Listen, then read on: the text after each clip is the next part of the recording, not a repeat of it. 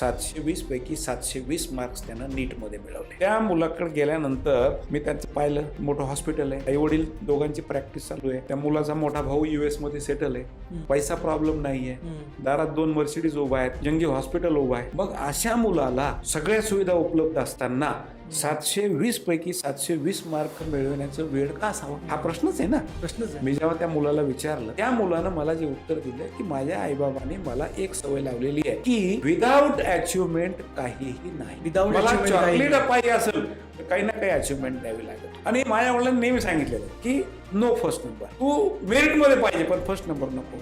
त्याच्या वडिलांना विचारलं, म्हणलं हा संदेश कशासाठी, ते बोलले इम्प्रुव्हमेंटला स्कोप पाहिजे.